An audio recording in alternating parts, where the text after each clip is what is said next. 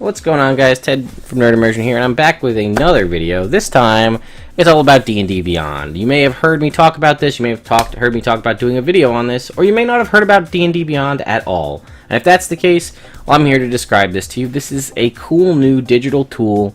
It's been around for a couple of months. Now the full-blown version is out, and we're going to go through all the different pieces of it here.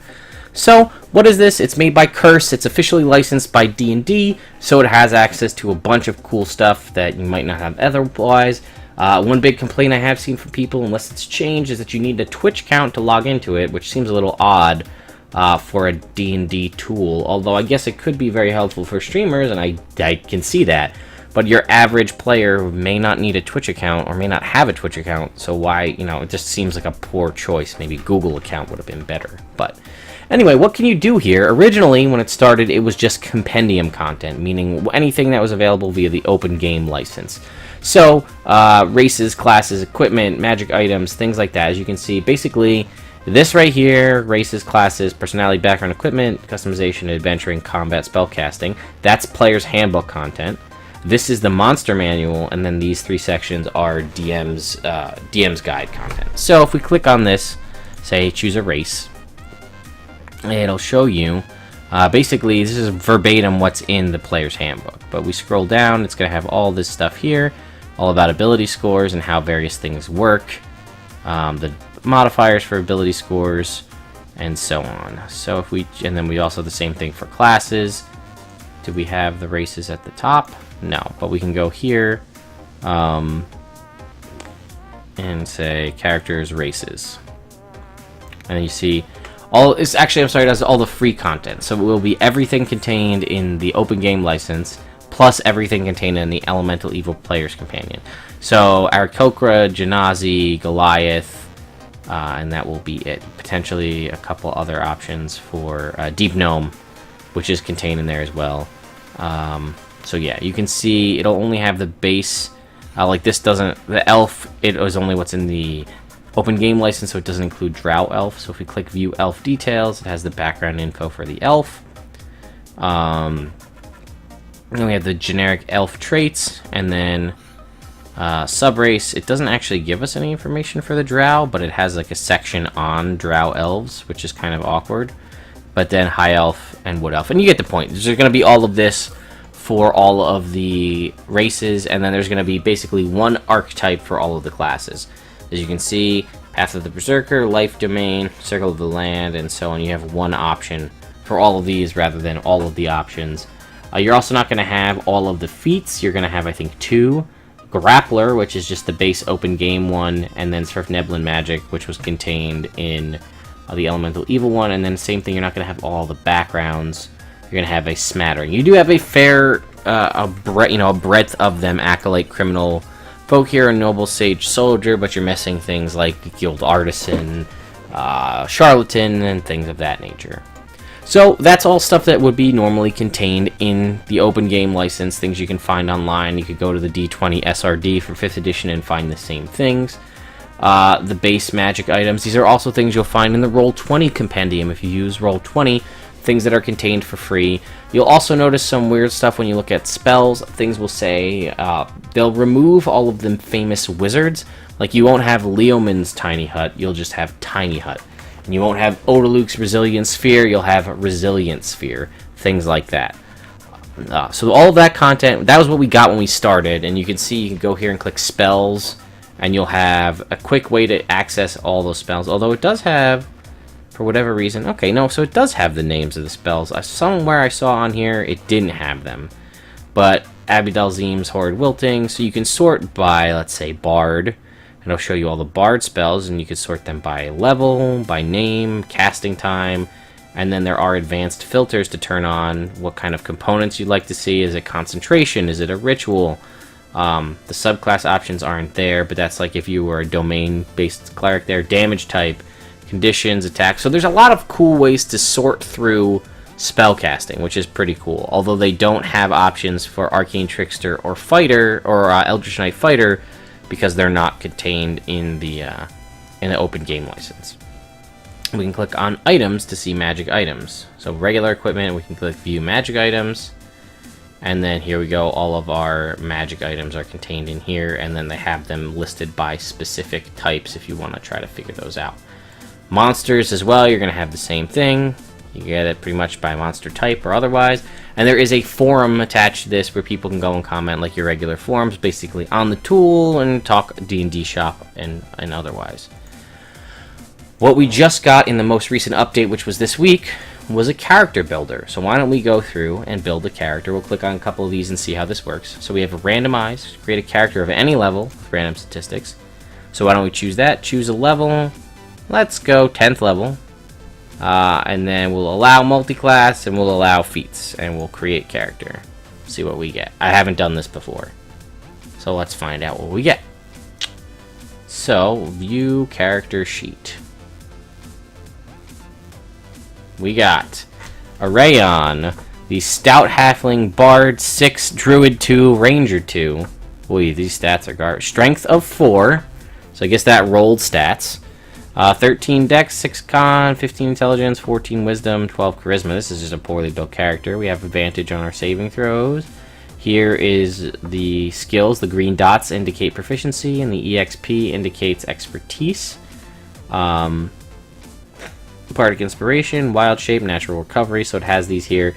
And again, these are available for you to, if you have them on like your mobile device, you can click on these to see those. And I think there is an app built for this as well. Here we can see all of our spell slots from our various additional magical secrets from being a lore bard. We don't have equipment attached. You can set your short and long rests here.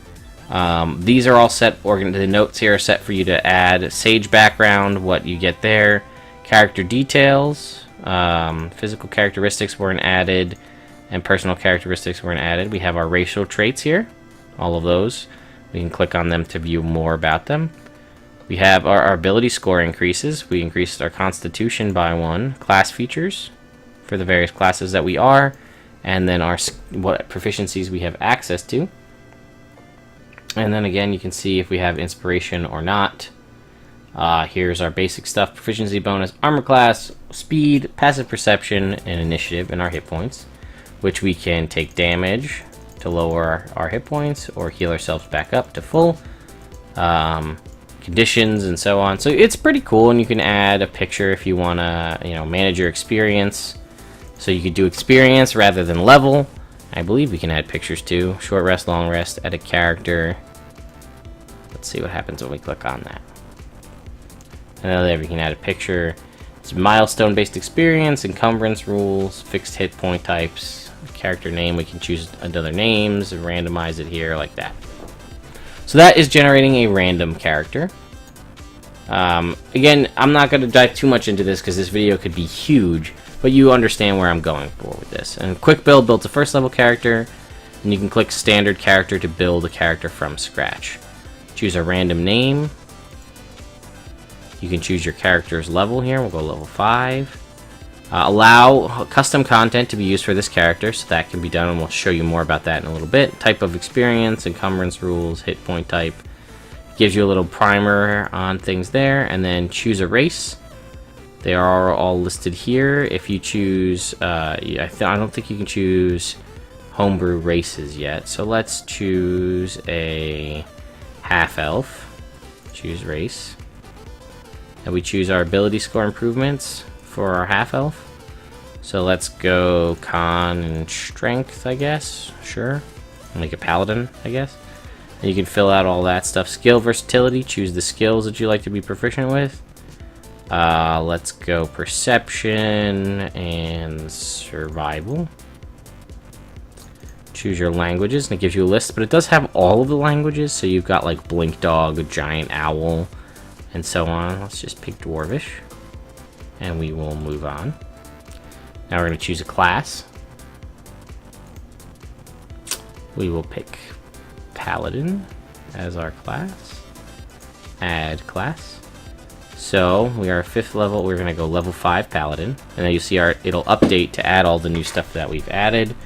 We are going to have dueling fighting style. Proficiencies, we're going to choose athletics and persuasion. And then our sacred oath We can only be Oath of Devotion, so that changes that there.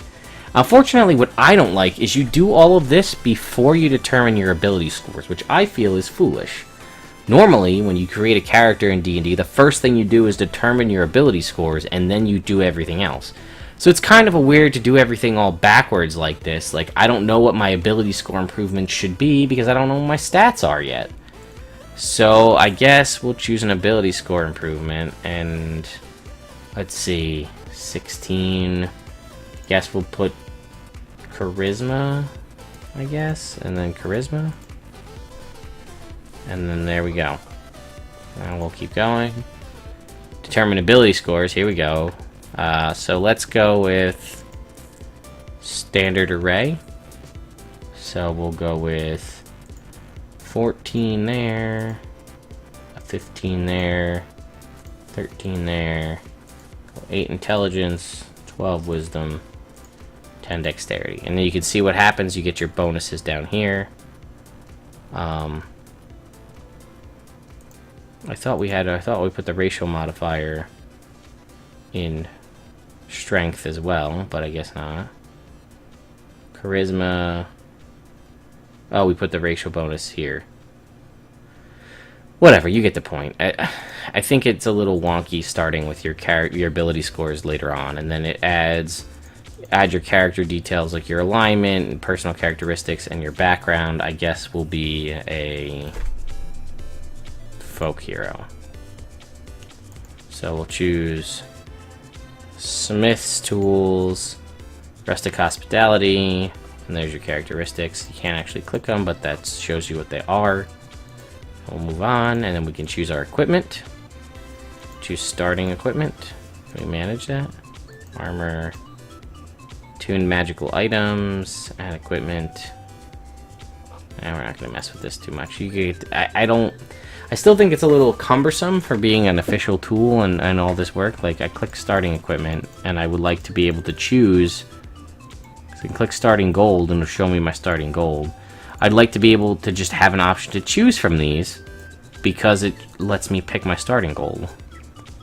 And now we can view my character sheet. I have a couple ones that I've made here. We saw that guy, so let's check out our new. So we got 16 strength. Here we go. Here's our paladin, our half-elf paladin we just made. Here's his ability scores.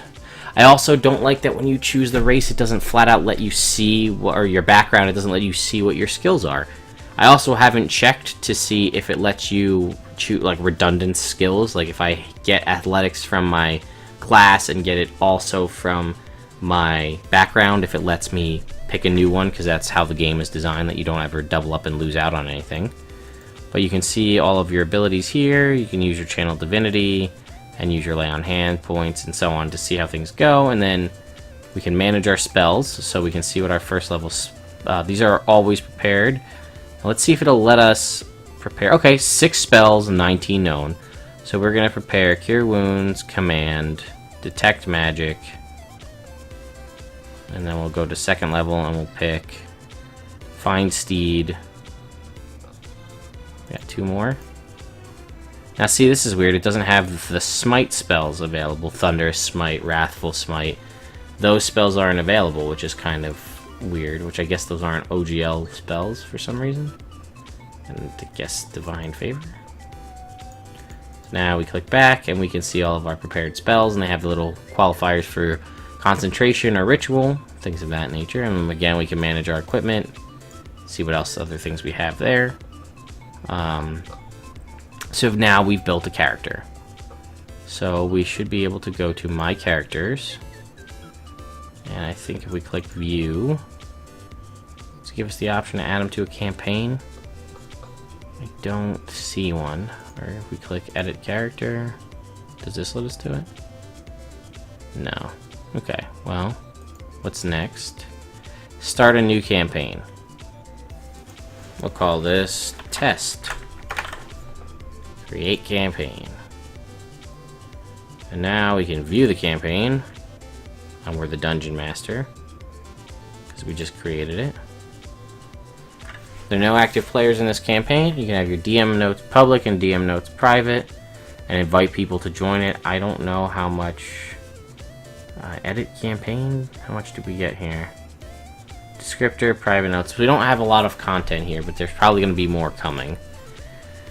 But what is the cool new thing that we didn't know we were going to get right away is this homebrew content. So check this out. These are all options that people have. You can create your own homebrew spells, monsters, magic items, or collections and creations. And you can also view everything else created by other people. So let's view homebrew collections. What do we got? Nothing created yet. So let's see what we can create. Oh, this is just I guess a collection would be if you wanted to view the homebrew content that you've created and the content you created to add to your homebrew collection. So I guess you can combine everything together to sort of make them all into one. So let's view some homebrew spells. Now you can see that there's actually a whole bunch. There's 8 pages worth here. And we could sort them by the various races, or the various classes, and so on. So Acid Bolt, Acid Ray. What is Acid Bolt? Acid Bolt is basically Firebolt that just does acid damage. Is Acid Ray Scorching Ray, but does acid? There you go. Let's find a cool one. How about... This looks like this is a... Bard, Ranger, Sorcerer, Warlock, Wizard.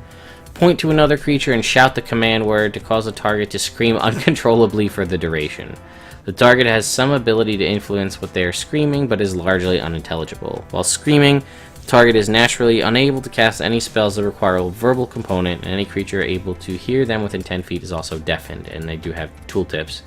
So, deafened creature can't hear and automatically fails ability checks that require hearing. Creatures unable to speak are unaffected by this spell.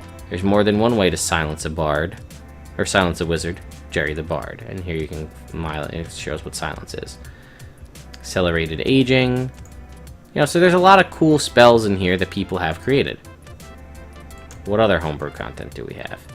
That was spells. Let's check monsters, because that's always fun. We got Armored T-Rex. We got a little art here. Stats. These are basically the quick stat blocks. Stats, challenge rating, armor class, hit points, speed, saving throws, skills, and then we have a description down here at the bottom. And then multi-attack, and then again, tooltips to show grappled, restrained, and so on. We can see we can sort by the various types, so let's click Beast, because this could add more stuff for your rangers as animal companions, for summoning with conjure animals, for find steed options, Alchemicat, large raptor, portal beast, so there's not too many here, just a flat out snake, slime hound, ocular shark. It's an ocular shark. Originally a hunter shark, these hyper-aggressive variants have had their eyes replaced by enchanted gems and their bodies warped by magic. Their creation is a closely guarded secret, only known to a few dark wizards who favor them as underwater sentinels. Those who have escaped into the wild are known to vindictively hunt and kill their natural cousins. An ocular shark is 15 to 20 feet long. It has eye rays. That's a pretty cool class if you ask me. I like it. Alright, and what else do we have? We have homebrew magic items, which is again also always fun. So, and we can sort here by the various options. Oh, here's Aaron's monocle. What do we got? Ornate monocle that when worn causes the wearer to believe that they are more intelligent than everyone currently around them. This compels the wearer to educate, inform, or correct any piece of information, no matter its actual accuracy. Don't know why that's a very rare item, but hey, it is what it is. Sounds more like a cursed item if you ask me. And you can, I think you can, let's see. Sorry, I keep getting messages. And we can, add to your collection so that way, that's what the collection is. You can add it to yours so that way you can kind of quick reference these things. Let's view the details page. Did it add? Nope. Okay, it doesn't have anything extra there. Amulet of the Dragon Slayer. You got all these cool things. And some of these, the A marks attunement. And then you can see all these different things. So let's try armor.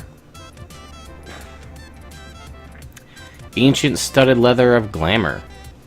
This requires attunement. Crafted from a single piece of leather of unknown origin, the studs are bone, maybe some kind of teeth, as black as the blackest starless night.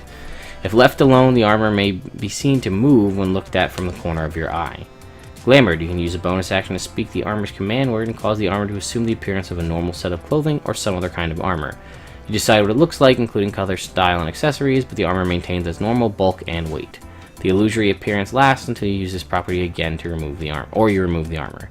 Donning. You can use an action to don the armor, speaking a command word. When unclothed, and the armor will animate, slithering onto your skin with all the buckles and straps fastening themselves.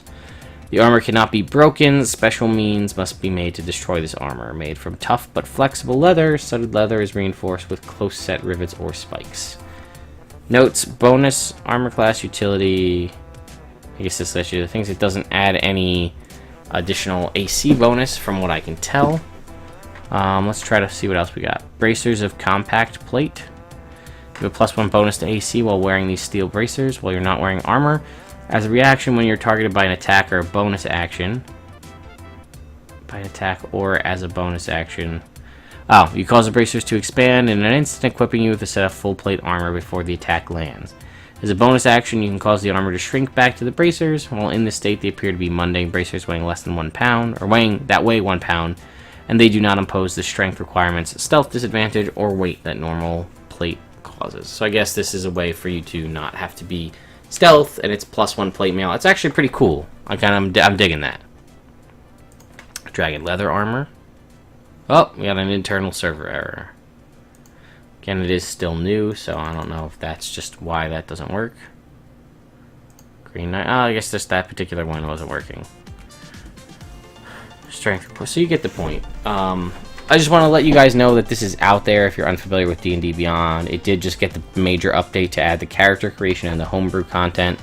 And here you can see down here, there are the ways to make it on your tablet or available on your phone. That might be better for creating characters. Although I feel like most of us out there that are Android users have been using the 5th edition character sheet app. This one that I'm sure most of you are familiar with. We've been using this one for a long time, since it first came out. I know I've been using it since it came out, so I'm sure most of us, why would we switch from this? Although this does seem to have additional interaction capability over this, and it does have access to the spells and things because it is an official app. However, they have said in the future you will be able to purchase other compendiums, so you'll be able to purchase things like Volo's Guide to Monsters and the Sword Coast Adventure Guide, so you don't have to try and add those in as homebrew things. They'll just be added in as a base. So anyway, guys, I hope you have enjoyed this short little video on D&D Beyond. Let me know what you think. I know a lot of people have said it's too little too late on this because we're 2 years plus into the life cycle of Dungeons and Dragons 5th edition, and we're finally only now getting an official first party digital tool set, when we could have gotten, if something like this had launched at the beginning of D&D, you can guarantee that this 5th edition rather, you can guarantee that this would have been the thing that everybody was using, because we would have had a proprietary digital tool set ready to go out the gate, and everybody would have been using this. But because that's not the case, everybody had to go find their own individual tools that they wanted to use, whether it be iPhone, Android, online on their computer, on their laptops, however they want to do it, tablet-based things, using Roll20, using all these different apps and tool sets that are out there, created by, fans who are big fans of D&D, who put the time and effort, blood, sweat, and tears to make their apps and sort resources a thing. And now D&D just comes out with this proprietary one, and basically, I don't know how many people are going to start using it. I feel like a lot of people, obviously we've seen a lot of homebrew stuff created here, and it's a cool way to share your content with other people, but if you've been using one thing for 2 years, are you really going to stop using it all of a sudden because there's a new tool out there? I don't know. I just feel like this would have been a great tool to launch at the onset of 5th edition, or maybe even a couple months out when it was still kind of picking up speed, because remember, we got the player's handbook, and then we had like months before we actually got the monster manual, and then another month before we got the Dungeon Master Guide.